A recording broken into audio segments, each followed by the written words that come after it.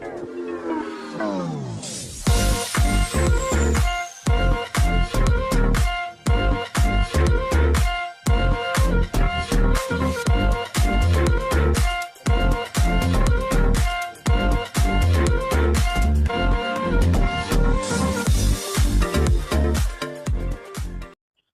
semua, salam sejahtera Malaysia. Selamat datang ke channel Fels Lifestyle. Tuan-tuan dan puan-puan semua yang saya amat hormati sekalian. Setelah kita digemparkan dengan keadaan terkini Tun Dr. Mahathir dan Datuk Seri Anwar Ibrahim, yang kita dapat lihat bahawa cerita mereka bukan lagi cerita kedai kopi, tetapi akan dibawa di mahkamah. Jadi itu adalah cerita yang serius yang akan berpaksikan undang-undang. Ini berkaitan dengan kononnya Tun Dr. Mahathir berkata ucapan Datuk Seri Anwar Ibrahim itu adalah berbau fitnah kerana pemimpin pada ketika itu 22 tahun memimpin, pada ketika berkuasa mengaut kekayaan untuk diri dan keluarga. Bahkan Datuk Seri Anwar Ibrahim akan dedah buktinya. Itu apa yang setelah diminta oleh Tun Dr. Mahathir untuk dedah bukti.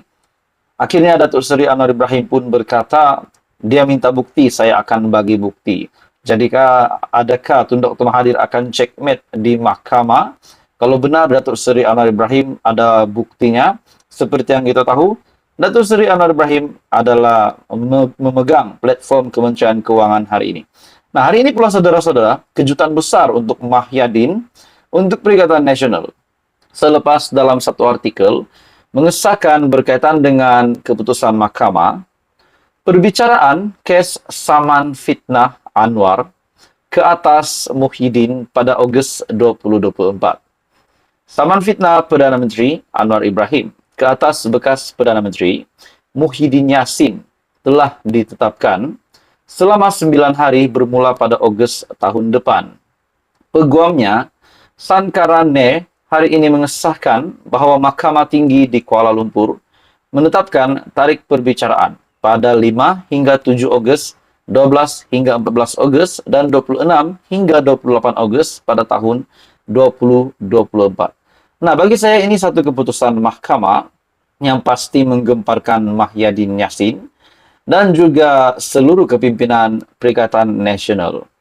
Peguam itu menambah bahawa Mahkamah Sivil juga telah mengarahkan semua pihak memfailkan sebarang permohonan interlokutori menjelang 15 Jun tahun ini, dan perkara itu akan ditetapkan untuk pengurusan kes selanjutnya pada 21 Jun tahun ini.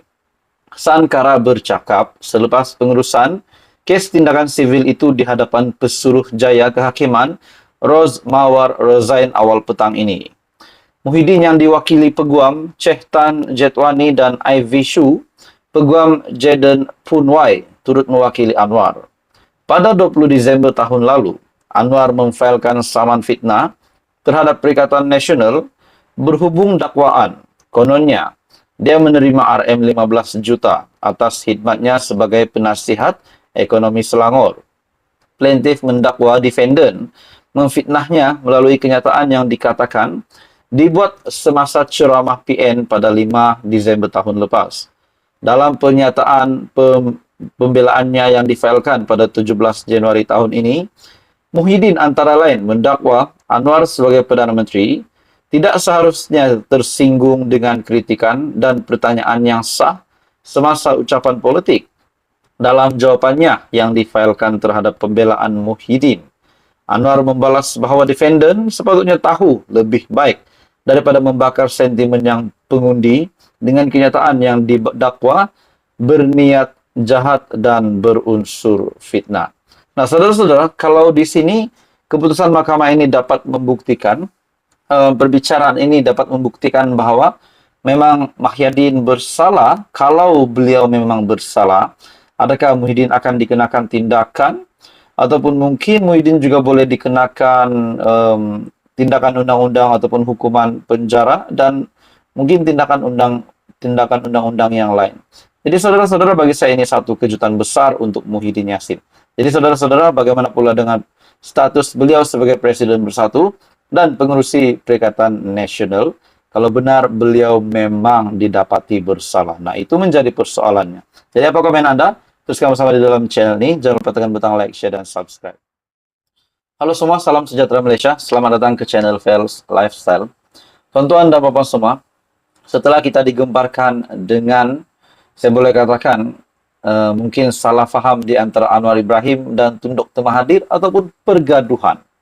Ini berkaitan dengan pengisytiharan harta, berkaitan dengan ucapan berbaur fitnah, dan kita juga dapat melihat, ada juga berkata bahwa hampir semua Perdana Menteri pun mahu diajaknya bergaduh. Nah, saudara-saudara, tuan-tuan dan puan-puan, bahkan Tun Dr. Mahathir juga pernah dicabar untuk menjual asetnya di luar negara, di dalam negara untuk jual ke semua asetnya dan berikan kepada orang Melayu. Akhirnya saudara-saudara, hari ini ataupun yang terkini berkaitan dengan kenyataan Tun Mahathir mengikut deklarasi aset SPRM, Anwar yang tidak isytihar harta, kata Tun Dr. Mahathir, sedangkan yang kita tahu Datuk Seri Anwar Ibrahim sudah pun mengisytiharkan harta sebelum beliau menjadi Perdana Menteri ke-10. Tun Dr. Mahathir Mohamad meminta Perdana Menteri yang juga Presiden PKR, Datuk Seri Anwar Ibrahim, menjelaskan berkenaan pengisytiharan harta, pendapatan, dan harta mengikut deklarasi aset SPRM pada 24 November 2018. Di antara yang tidak mengisytihar pendapatan atau aset adalah Presiden PKR Anwar Ibrahim. Namun kita tahu, sebelum beliau menjadi Perdana Menteri pada tahun lalu, sudah Datuk Seri Anwar Ibrahim mengisytiharkan harta.